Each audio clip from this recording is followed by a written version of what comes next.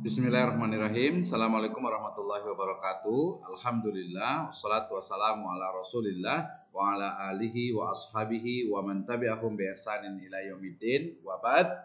Program Syahadah, sajian ayat dan hadis muamalah ekonomi syariah. Kita sudah masuk ke pembahasan seri yang ke-9, yaitu terkait dengan larangan curang dalam menimbang. Allah Subhanahu wa taala berfirman dalam surat Al-Mutaffifin ayat pertama dan ketiga. A'udzubillahi minasyaitonirrajim. Bismillahirrahmanirrahim. Wailul lil mutaffifin alladzina idzaqtalu 'alan nasi yastawfun wa idza kaluhum aw wazanuhum yukhsirun ala ulaika annahum mab'usun liyaumin adzim yauma yaqumun nasu lirabbil alamin. Ya, Allah Subhanahu wa taala berfirman, ya, kecelakaan besarlah ya atau neraka wail bagi orang-orang yang curang. Wailul lil mutaffifin. Apa itu? Alladzina idzaqtalu 'alan nasi yastawfun, yaitu orang-orang yang apabila menerima takaran dari orang lain, mereka itu minta dipenuhi, ya. Wa idza kaluhum aw wazanuhum yukhsirun, apabila mereka itu menakar atau menimbang untuk orang lain, ya, mereka menguranginya. Ya, nah 1, 2 dan 3 ayat ini menjadi dasar terkait dengan larangan untuk berbuat curang khususnya di dalam menimbang. Ya, sebenarnya dalam konteks yang lebih luas di sini adalah bukan hanya curang dalam menimbang, tetapi curang dalam perdagangan, dalam berbagai bentuk transaksi jual beli, ya, dan transaksi ekonomi dan bisnis lainnya. Tidak boleh adanya curang. Kalau di surat Al-Mutaffifin ayat 1 dan 3 ini berbicara tentang atau membahas tentang Allah Subhanahu wa taala berfirman, wailul, ya, neraka wail atau azab yang pedih, ya, bagi mutaffifin, bagi orang yang curang, ya.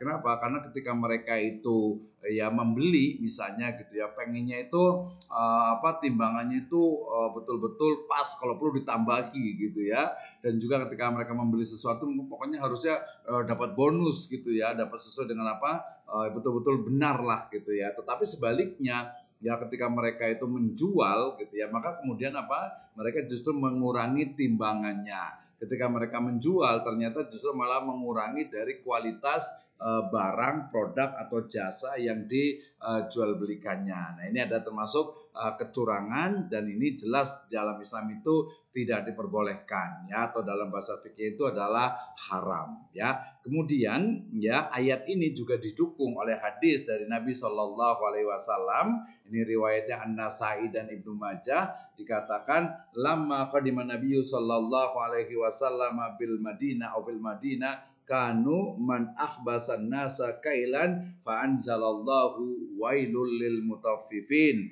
al-qail ba'da dzalik. Jadi riwayat ini adalah lanjutan ataupun juga penjelas, ya, asbabun nuzul juga dari ayat, ya, dalam Al-Mutaffifin ayat 1 dan ketiga, ya. Jadi ketika Nabi SAW itu tiba di Madinah, ternyata penduduk di kota tersebut sering bermain curang dan takaran, ya. Ini biasa terutama orang-orang Yahudi. Maka kemudian turunlah ayat wailul lil mutaffifin alladzina idzaqtalu 'alan nasi yastawfun wa idza kaluhum aw wazanuhum yukhsirun, ya. Nah, maka setelah itu barulah mereka memperbagus takaran tersebut, ya. Nah, ini berarti termasuk juga orang-orang yang ada di Madinah pada waktu itu, ya, ketika sebelum Nabi datang itu mereka ketika jual beli, ketika mereka itu menakar itu kadang curang dalam takaran. Dan kalau kita lihat sekarang ada beberapa penjual yang masih, ya, curang, ya, dalam menakar atau dalam menimbang dari barang dagangannya. Ada yang meletakkannya itu di bawah timbangannya atau anak timbangannya gitu ya, atau mungkin juga diberatkan dan sebagainya dengan tujuan apa? Tujuan tentu saja mengambil keuntungan yang lebih banyak. Maka dalam hal ini tidak diperbolehkan di dalam Islam. Kalau dia tidak mengetahuinya ya wallahu alam, dalam artian itu dia tidak berdosa, tapi hendaknya dia selalu untuk memeriksa dari timbangan, takaran dan juga ukuran dari kualitas barang atau produk yang dijualnya ya, termasuk juga nanti dari sisi kualitas gitu ya, dari sisi kualitas jangan sampai menjual barang-barang produk ya, termasuk juga nanti adalah jasa gitu ya,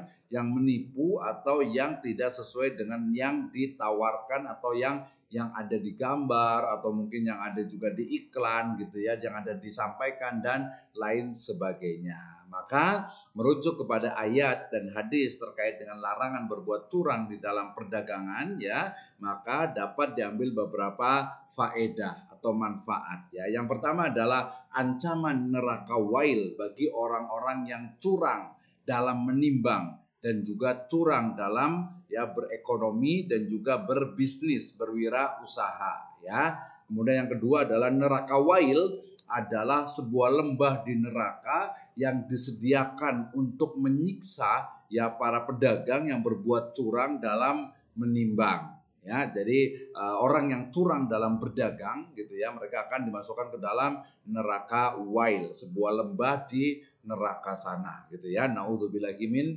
dzalik ya. Yang ketiga adalah larangan menambahkan timbangan ketika membeli dan mengurangi ketika menjual karena termasuk kecurangan ya. Sebenarnya kalau menambahkan ketika kita menjual yaitu disebut sebagai bonus atau hadiah itu diperbolehkan, tapi menguranginya nah ini yang termasuk diharamkan di dalam Islam ya. Kemudian yang keempat ya, sebelum Nabi Shallallahu Alaihi Wasallam beliau itu hijrah ke Yathrib atau ke Madinah ya, beberapa pedagang itu selalu berbuat curang ya dengan mengurangi timbangan ketika mereka itu menjual. Maka beliau melarangnya hingga kemudian akhirnya mereka tidak melakukannya lagi ya. Akhirnya mereka ya memahami bahwa menimbang itu harus betul-betul benar sesuai dengan ukuran ya. Kemudian yang kelima, yang terakhir, termasuk perbuatan curang tidak menjelaskan secara detail spesifikasi dan juga kekurangan atau kelemahan dari barang yang dijual ya. Ini biasanya banyak terjadi nih ya, ketika menjual kita tahu nih sebenarnya aibnya, kekurangannya atau mungkin negatifnya gitu, tapi kita tidak menyampaikannya. Nah ini sebagian ulama menyebutnya ini ya tidak boleh, karena memang harusnya ketika menjual itu kita menyebutkan apa adanya. Kita kan biasa kadang kalau orang jual itu bilangnya ya begini apa adanya gitu ya. Sebenarnya dia itu menyembunyikan. Nah itu ketika dia menyembunyikan, nah itu tidak diperbolehkan ya. Misalnya nih saya pernah beli motor gitu ya.